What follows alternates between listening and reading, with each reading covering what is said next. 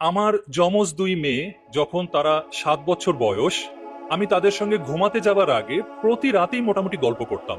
একদিন আমার গল্প করতে ইচ্ছা করলো না, বরং আমার ইচ্ছা করলো ওদেরকে একটা কঠিন প্রশ্ন করব।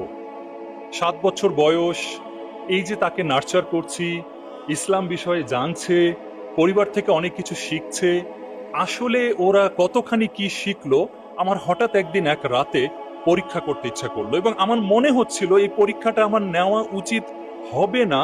তারপরেও আমি না নিয়ে থাকতে পারছিলাম না, কেন জানি। ঘটনাটা এমন, আমি আমার দুই মেয়ে, আবারও বলি, মনে মনে কল্পনা করবেন কিন্তু 7 বছর বয়সের দুজন শিশু, যথেষ্ট ছোট। তা আমি ওদেরকে জিজ্ঞেস করলাম, আচ্ছা আম্মু, ধরে নাও তোমরা অনেক বড় হয়ে গেছো এবং তোমরা রাষ্ট্রের গুরুত্বপূর্ণ দায়িত্ব পেয়ে গেছো। তো ওরা দুজন হাসে। আমি বললাম, ধরে নাও তোমরা রাষ্ট্রের বিচার ব্যবস্থার দায়িত্ব পেয়েছো, তোমরা বিচার কাজ সম্পাদন করো। ভালো কথা, ওরা বলল ঠিক আছে, ধরে নিলাম।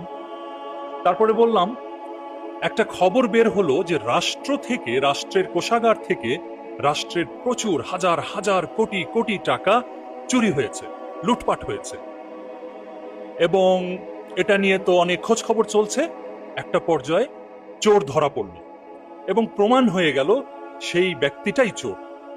তো ওরা হাসছে, ওদের কাছে খুব ইন্টারেস্টিং লাগছে ঘটনাটা। তা আমি বললাম, আম্মু, প্রমাণ হয়ে গেল যেই চোর ধরা পড়েছে সেই চোর আমি, তোমার আব্বু। তো ওরা তখন হেসে দিল, বলে, আব্বু তুমি তো চুরি করবা না।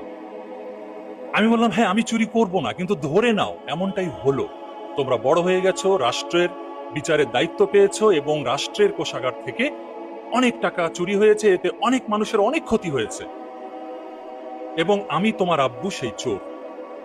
এখন তোমরা কি করবা? বিশ্বাস করেন, ওদের চোখ ভিজে গেল। আমি দেখলাম দুজনার চোখ ভিজে গেল। 3 থেকে 5 সেকেন্ডের মধ্যে জবাব দিল, আব্বু তোমার হাত কেটে দেব। আমার গায়ের লোম খাড়া হয়ে গিয়েছিল। আমি ভেবেছিলাম ওরা অন্য কিছু বলবে। 3 থেকে 5 সেকেন্ডের মধ্যে ওদের চোখ দিয়ে পানি পড়ছে আর বলছে, আব্বু তোমার হাত কেটে দেব। আমি খুশিতে আলহামদুলিল্লাহ বললাম, এবং আমি বলেই ফেলছিলাম যে, আম্মু, আমি বিশ্বাস করতে পারছিলাম না যে তোমরা এত দ্রুত এই জবাবটা দেবে। একটু পরে একটা টুইস্ট ঘটলো এবং এখানে শিশু সুলভ একটা আচরণ প্রকাশ পেল।